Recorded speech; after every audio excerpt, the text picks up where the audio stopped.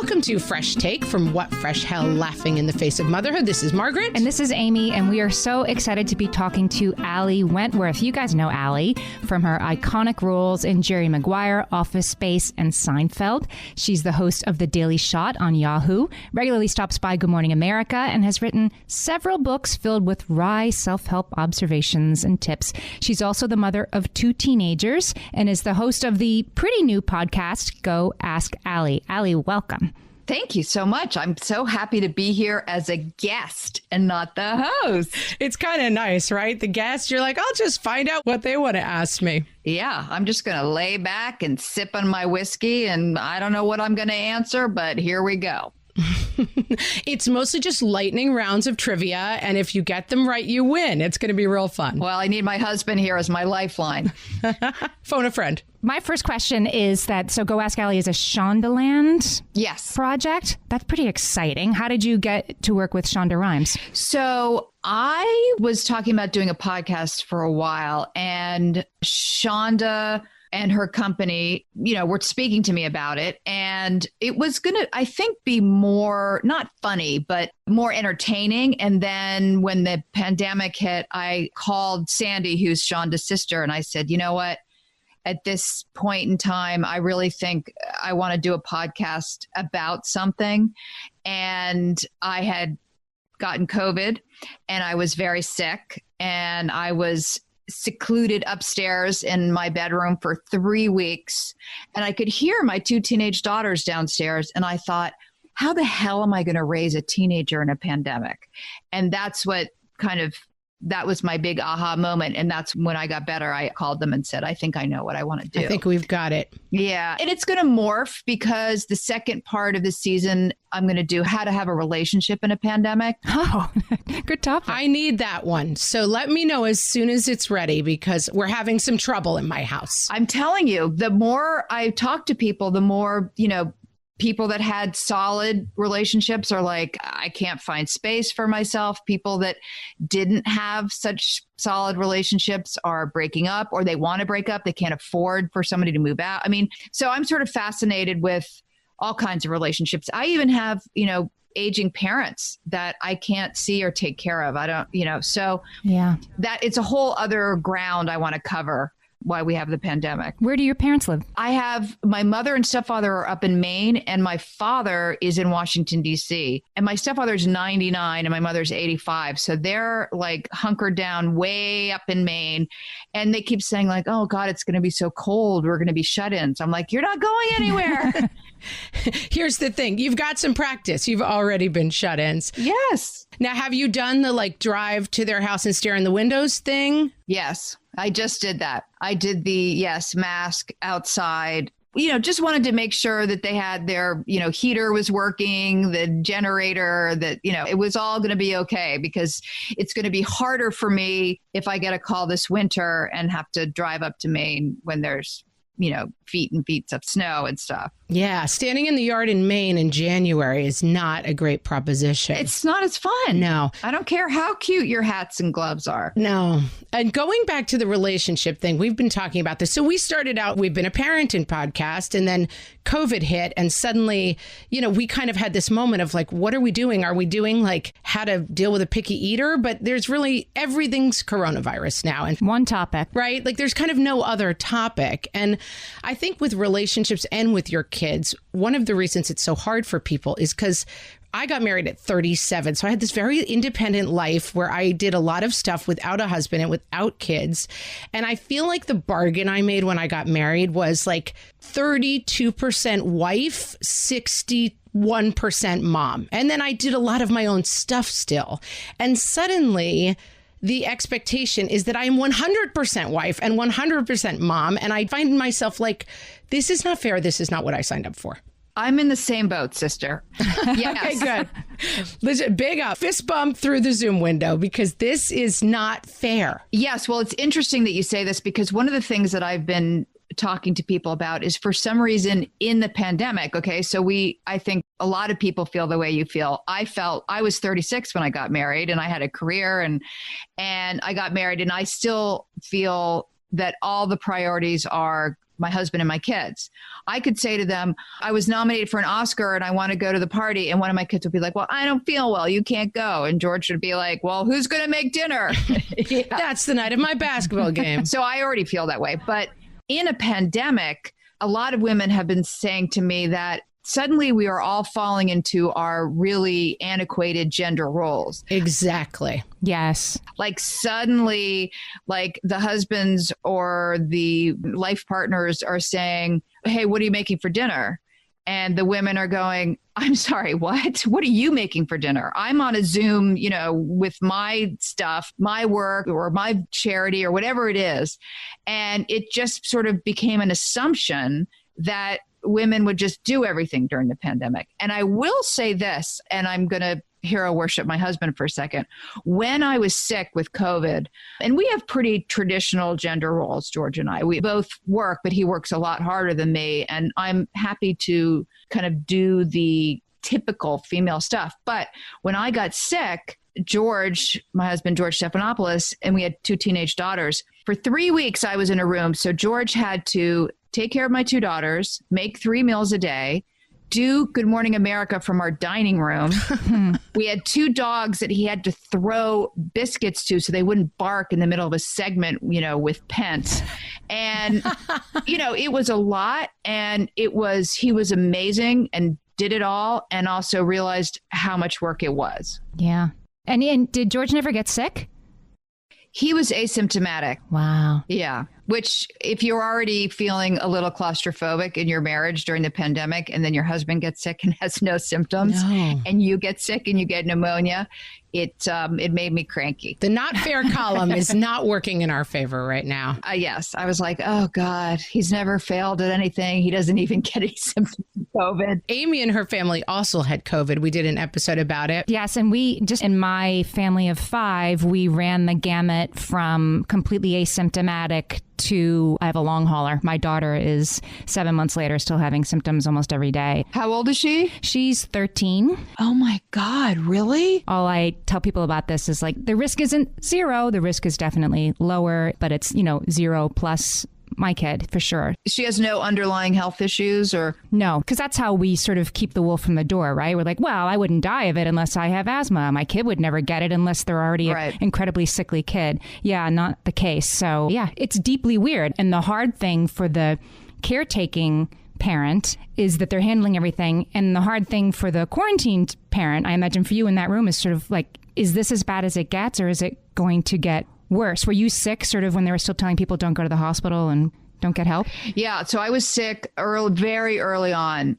It's sort of end of February, early March. And, people were really, really scared. And I had to be careful not to upset my kids, upset my mother, so I downplayed it a little bit, but I had high fever and aching, and it was turning into pneumonia. So I had to get on these hardcore antibiotics. And my doctor kept saying, I don't want you to go to the hospital. Like, we're going to do everything we can to keep you out. So I didn't have to go to the hospital, but it was really the sickest I've ever been. I mean, I couldn't even lift my arms. The idea of getting up and going and peeing was like, oh my God. Right. Can I wait a little longer? I know that feeling. Yeah. Aren't there diapers left over from when the kids were little? So, it was rough. It was really rough. And I think people were scared. And one of the reasons George and I decided to we did this, he took a picture of me and we put it on GMA because people were so scared. We wanted people to be like, it's okay. It's okay. I'm sitting up, I'm eating soup. And then we did a video of me coming out of quarantine again, because people were so scared at that point to say I'm okay.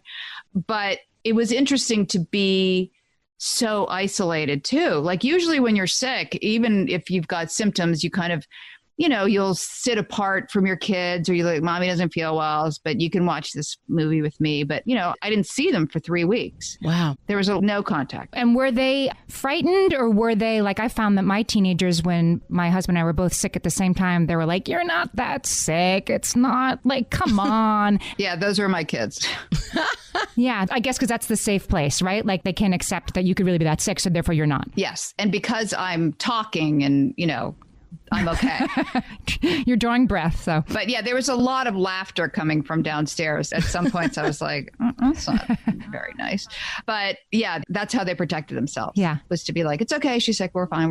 I mean, they were more focused on, oh my God, we don't have school and we can just watch Netflix endlessly. And, they were a little bit liking the all bets are off kind of idea in the house, which, by the way, they were. I mean, I don't know if you guys have talked about during quarantine, but something happened, something shifted in our parenting where suddenly the stuff, swearing or all that kind of how many hours they're on their phones, suddenly just, we didn't care anymore, like we just didn't care.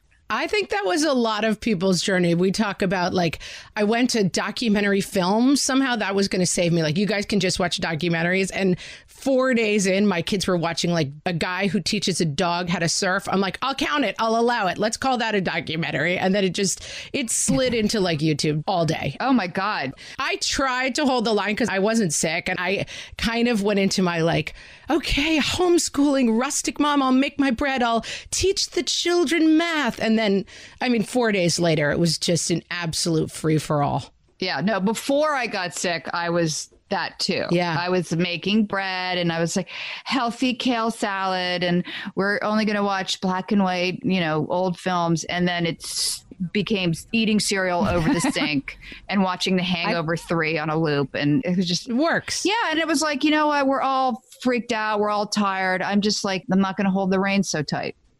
And I think there's some lessons there. And we've talked about don't miss the lessons of the pandemic, too, because those of us who are I've read a book and I'm going to make it all turn out OK. And I'm going to have perfect kids because, look, I'm on Pinterest and I make a chalkboard with the meals on it. And when that stuff fades away by necessity and you see that everyone is still turning out OK, there's comfort in that as well. Yeah.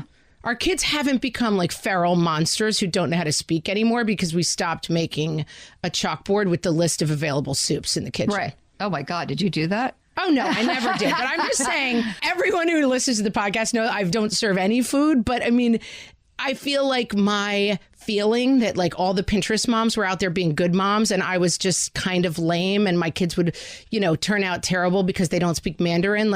That stuff burned off for me in a big way. And I found that kind of comforting.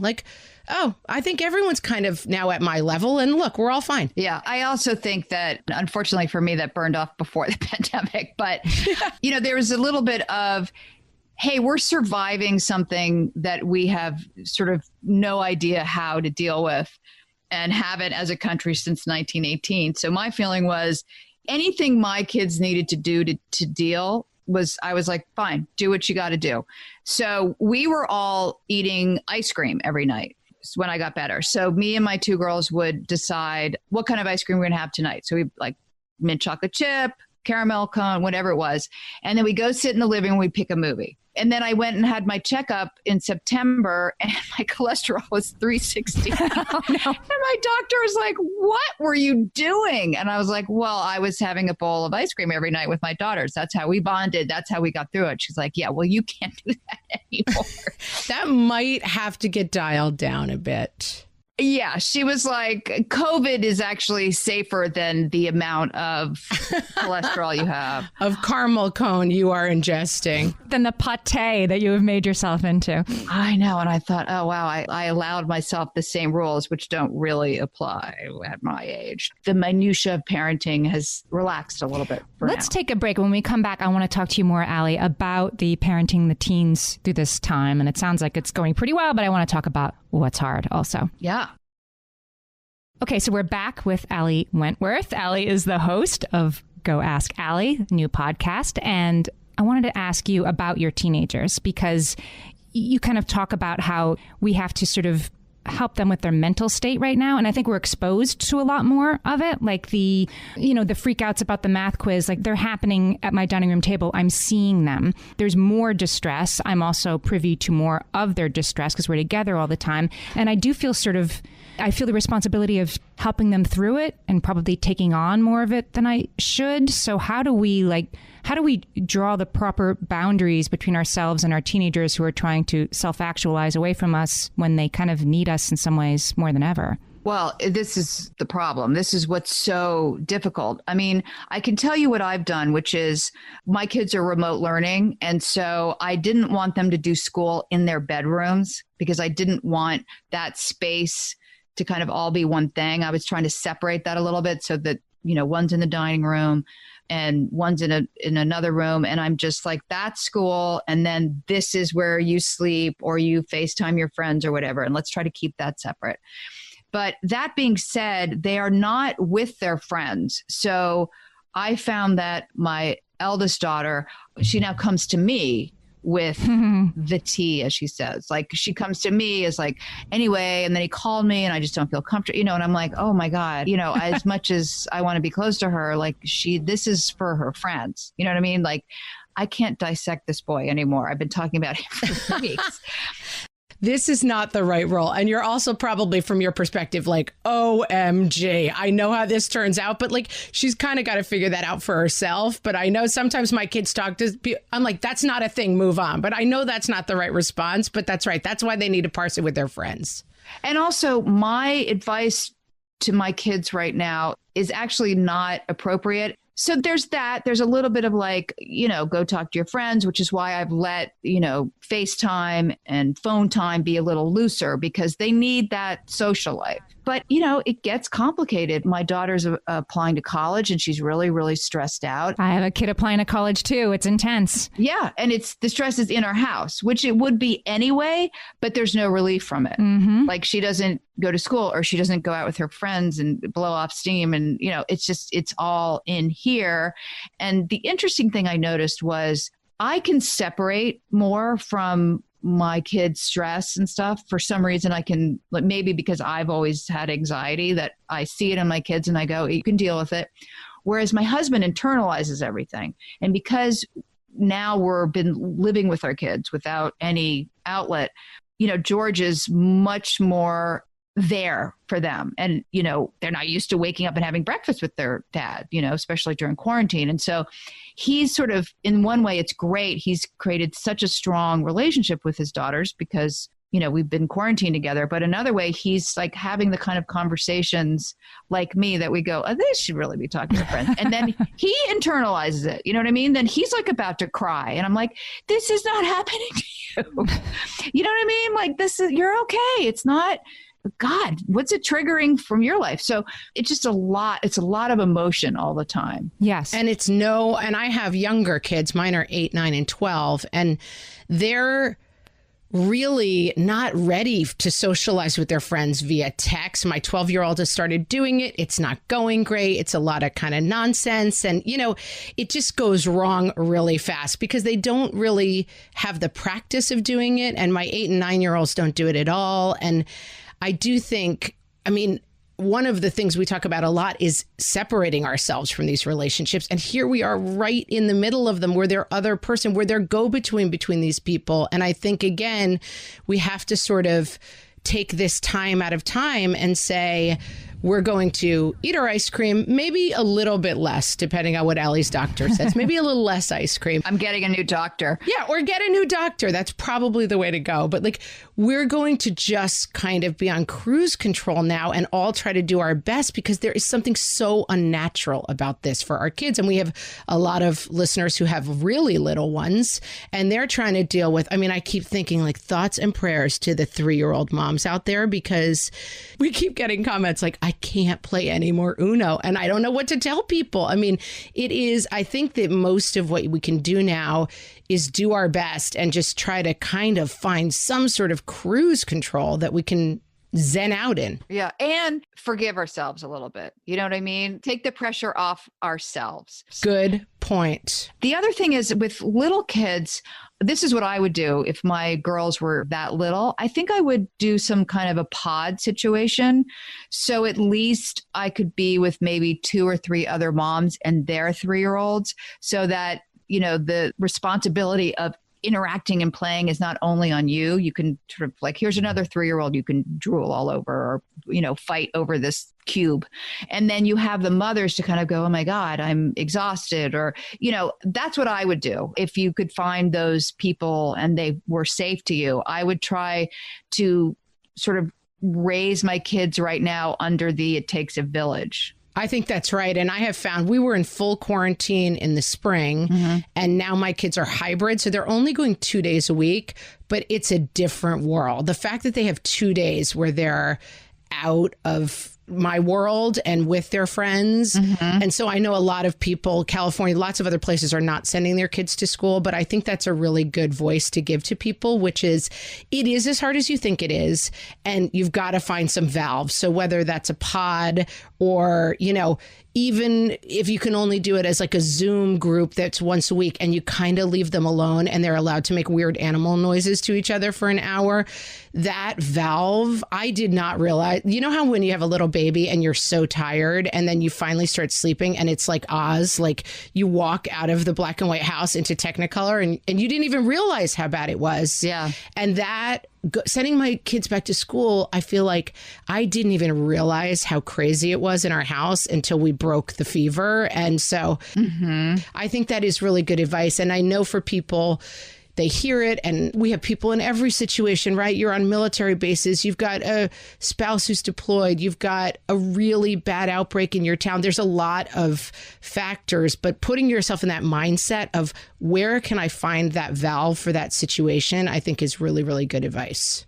And I also think for moms, you don't want to feel isolated. I mean, we're all feeling so isolated in general right now. So whatever you can do, you know, to not feel so isolated, whether it's, you know, FaceTime your bestie or like you said, a Zoom with mom, whatever you can do so you don't feel so alone. I think that's when people start to spiral a little bit and forget, you know, because we lose connection and connection's so important. So that would be another piece of my advice. And the other thing is that like with our kids right now, I mean, the experts I've spoken to, you know, they're anxious.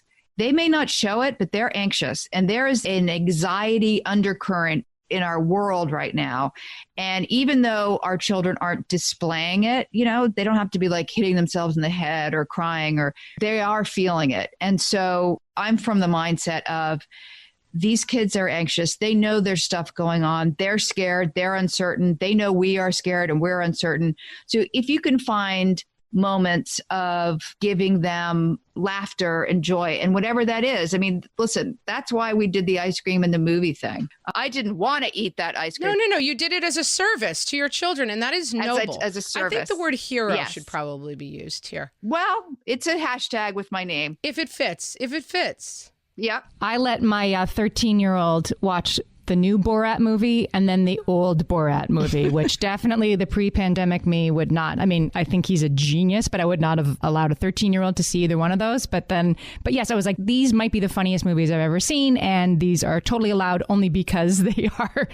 to teach you how to be funny. So that's allowed. And the laughter that it has brought to our house has been worth it. And then you realize your 13-year-old watching Borat, nothing bad's going to happen. I mean, really, like, you know, we forget they're learning this stuff on the internet and from their friends. It's just, we're not going to say anything, you know, shocking. I mean, right. My kids, there are a few things that came out during quarantine. And I was like, oh my God, you know what that is? And they were like, of course I know what that is. And I'm like, oh, I don't know. Oh God. So I have another teenager question. So my 13-year-old is at school. She gets to go to school, which is terrific. I have 2 high school boys who are still home. They're doing full remote. Woo! Amy's soaking in it. Yeah, they are in their rooms. I mean, I like your idea, Ali, that maybe the school should not be in your room because they're in their rooms like 20 hours a day. I found out anyway last Friday that my 17-year-old had not left our apartment since the previous Sunday. He hadn't left our apartment for 5 days. And I said, what do you mean? You got to go walk around the block. And he was like, why would I do that? And like, because you need to. I'm like, why would I do that?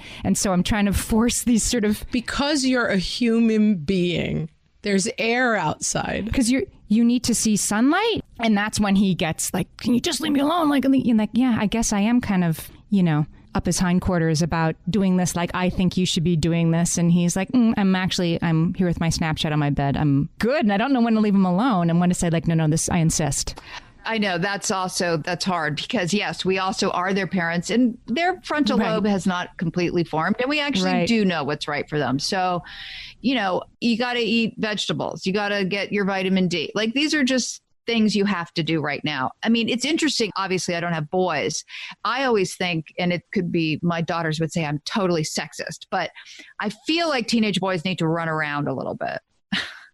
So that's why I would think it was important. The other thing is we don't want them to get used to this buried mentality, meaning my eldest daughter does the same thing. She could like curl into her little bed and be there for days and watch Sofia Coppola movies and talk to her. Like she'd be so happy there.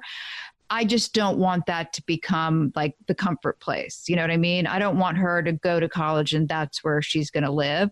So, you know, we enforce that kind of stuff. You know, we make them take a walk with us. We, you know, for their own good. Mostly for me, it's about, I don't want this habit to become the way she's going to live either in the long term. So yeah, I think they need to get out. And also I did a podcast called Decoding Boys, and the doctor that I was speaking to said, don't automatically with boys, like let them close the door and isolate. You know, we're always like with our girls, we're always like, come on, you want to, you know, bake, you want to, girls come out. They're more verbal. They socialize more. And this doctor was saying that you don't automatically assume the opposite for boys because sometimes they're depressed or they're suffering. And so don't automatically just go, oh, the door's closed. Oh, he's a teenage boy, which I thought was good news. And I had a friend who actually called me after she listened to it. And she said she has two older girls and a younger son. And she said, that's how I've been viewing it. I was all over the girls, but yet I let my son just go lock himself in the room for hours. And that was like a big moment to me to go, wow, yeah, I got to go, you know, because I mean, it's not necessarily they're doing anything wrong, but, you know, there's dangers of the web. There's just a laziness that can lead to depression. It just can. And for somebody like me, I went through a depression in my 20s, and my older brother used to force me to walk. Like, let's take a walk. And I was so angry. I didn't want to walk. I didn't want to leave my bed. And ultimately, it just helped that I was in fresh air, that I saw other human beings, that, you know, again, I felt a connection to the world. And, you know, that, you know, stupid puritanical little thing, like, let's take a walk, it actually really helped. Amy, you got to chase that kid out of the apartment and get him out and get him in the fresh air. I'm feeling it. Yeah, I think you do. I mean, whatever he likes to do. I don't know if he likes to play tennis or soccer, but just he needs to get out. That's not good. Yeah. And like right now, before it gets any colder. Go. Let's take a break from the podcast. Go and chase that kid outside. Yeah, I'm going to go chase him. What's your address? We're all coming to your house. All right. We're going to be right back after this break. Ali, let's talk about relationships in the time of COVID. We need you. Can our relationships be saved? You don't know us that well, but just give us your thoughts. Amy's got to chase a kid, and I've got some paperwork to fill out. Yes, you do. Yeah, I think we have to readjust relationships a little bit right now. I mean, I think space is the big issue. So a lot of stuff happens when you don't have space. People lash out, you get into fights. Certainly, you're not putting your best self forward. That is true. No, my best self has not been cited in quite some time. She's on vacay. Yeah. And I joke with my husband about it all the time. I'm like, I can't shave my legs for a while. So, oh, but shaving my legs is the least of my husband's problems. He's like, could you just stop yelling at me? I don't care what you look like. I just want you to stop yelling. I know. Well, that's the reality. So I actually think two things. I think one is, you know, and this was my marriage advice to my friends. When I married my husband, I didn't go into the marriage with the idea of like, you know what, I'm just going to give this my all. I went into this marriage and I was like, this is it. I am going to be married to George for the rest of my life. I didn't give myself any out. And I've had friends that have gotten married and they go in with an out. You know what I mean? They're like, look, you know, if it doesn't work out, it doesn't work out. I went in with like, this is it. This is who I'm with for the rest of my life. And for me, that was really reassuring. And I really believe it. And I'm lucky enough that I'm like, after 20 years, still hot for my husband. But the other thing is, certainly during the pandemic, we had to allow space for each other. Now, I was quarantined for 3 weeks, which, you know, who knows? He could have been heavily dating for all I know, you know, but we give each other space now. We really do. It's like, you know, if he's feeling anxious and he needs to like, I need to go run, or I need to go, I'm going to make my phone calls by walking for a couple hours. I'm like, go do that. I got, I have this, I'm going to make dinner, or, whatever it is. And there's times where I just say to him, oh my God, I'm so overwhelmed. I'm trying to finish this script. I'm blah, blah, blah, blah, blah, blah, blah. And he'll go, all right, I got dinner. Why don't you just whatever, go into the dining room and just write. And I got it. So you have to be able to give and take a little bit, and also give and take like literal space. I think that's so important. It's like, take that space. And here's the other one. And I believe this, you got to keep your physical relationship going. I don't care if you don't feel sexy, you don't feel happy, you have got to keep that going, because then you're roommates. Right. And angry roommates. Like I always say, we're angry coworkers at the daycare, basically. If you're not having some sort of physical, and even, physical intimacy, yes, but even happiness intimacy. I have a tendency to like turtle shell in when things are wrong. And I'm like, nothing else to give. I should never have gotten married. This was a mistake. I have to protect myself in my crazy carapace. And I think that just smiling at my husband when he walks in the room, and it's something I have to almost like write down, like smile today, because I tend to get in that mode of like, I'm just so overwhelmed. I've got nothing to give. I'm sorry. You're all just going to have to suffer. And the pandemic has not improved that. But I have been working at the thing of like, let's try to make this joyful. And we don't have a ton of space. We have a very stupidly open floor plan house. So we kind of have a small house where you can hear everyone in every other room. So it does get a little jangly. Like the trumpet practice sometimes is enough to make me crazy. So one of the big things I'm doing is Amy introduced me to the concept of the Danish baby. The Danish people wrap their babies up and leave them outside of restaurants and go inside because they think the fresh air is good for a wrapped up baby. So I have put a lawn chair. I'm in New York. It's like, 30 degrees, but I wrap myself up head to toe like a Danish baby, and I just sit outside with my headphones on in the yard. Yeah. But by the way, space doesn't have to be literal. You know what I mean? Space can be, whatever that looks like to you. My space is, we have this crazy hound dog, and I take him out every morning for an hour and a half. He doesn't need an hour and a half walk. Right. You know what I mean? Like he does his business in the first 5 minutes, but that's how I get my space. I walk, and I think about, stuff I need to do and think, and I turn my phone off, even though, I'm getting texts, what's for breakfast? Can we have pancakes? I turn it off, and that's my space. So, you could go into a bathroom if you wanted and, listen to Pavarotti on your headphones, like whatever space looks like for you, I think is important. And also, this is a thing I think that as women, we sort of fall into, which is, your husband or your wife or your partner, they're your partner. Like you're in this together. So it's like, I got to deal with all of this. Right. You don't, you have a partner, and we are so conditioned to not asking for help that I think during this time we have to say to our partner, hey, I'm spent. I'm done. I've hit the wall. I need to go into my room and watch Bob's Burgers. You got to take over for me. And they have to be receptive to that. And you should be able to do that. You know what I mean? There's two of you. Yes. I had a quiet breakthrough in my own marriage this morning. My husband said to me, I have a 8:00 call, kind of important. Can you walk taking our daughter to school? Can you do that today? And that was totally, I was so shocked that he said that, because of course for the last 18 years while raising kids together, yes, I'm the default parent. I walk the kids to school. If he does, it's super special daddy day. Mm-hmm. And just for him to say, do you mind taking her from me today, when for 18 years it's been me saying that? And I took that for the gift that it was. That was really a new way of thinking. Yes. That's only possible because he's around so much. He travels constantly, but not since March. He's here every day, and he understands the things that I do in a whole new way, that's really good.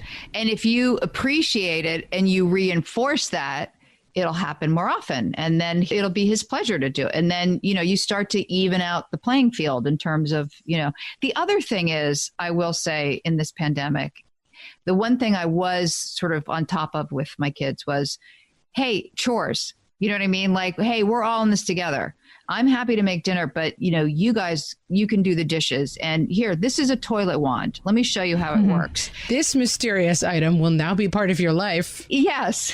because I think it's really important in the we're all in this together thing that our kids are part of that. It's like, yeah, we're all going through, a hard thing, and I'm not going to be, making your bed and taking, menu orders the night before. Like, you do your thing, do your part. I think that's important. And even for littler kids, my 8-year-old is making mac and cheese with boiling water. Like, that's something I would have never considered allowing her to do. And I know people are saying their 4-year-olds are, really helping pick up. And again, don't miss that lesson too. Like, that often the default is, it's easier, right? If we do it ourselves, it's faster, it's easier. We're busy. We've got other jobs. We're trying to get to our stuff. So like, it's easier if we just do it and get it done.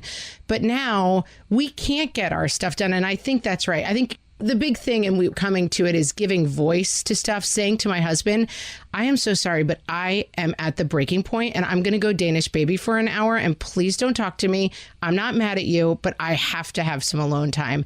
And saying to my kids sometimes, hey, I'm super overwhelmed. I've gone from, having a job and doing a bunch of different stuff and then greeting you when you come home to I'm homeschooling 3 kids and I'm making all of these meals and I need you guys to pitch in a little bit more. And I have found, my kids are definitely not like, yes, mother dearest, let us help you. We would love to. But I do find that when I present my vulnerability, I'm not trying to hang my stuff on them and make, put my burdens on them.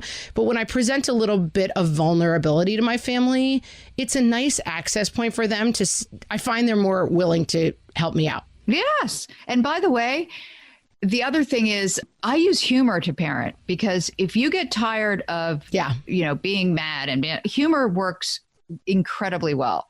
So when, my daughter will say, can we have pancakes for breakfast? I'll go, yeah, I'd love some. Or if they're, going to a Halloween party and they're a sexy cat and they come down the stairs and I go, oh, hi. So you're a Kardashian now. So you live in Calabasas, California. I do it in a different way, because I found, particularly with teenagers, that if you confront them with, you are not allowed, you can't, they get their shackles go up. But if you joke around with them, they're much more receptive. And I think particularly now too, when we're all on top of each other at home, I'll make a joke, like I'll say, oh, by the way, make sure to check your menus before you go to bed, but got to be out before midnight on your door. It's just because I'm trying to show them the absurdity of, choices for breakfast. You know what I mean?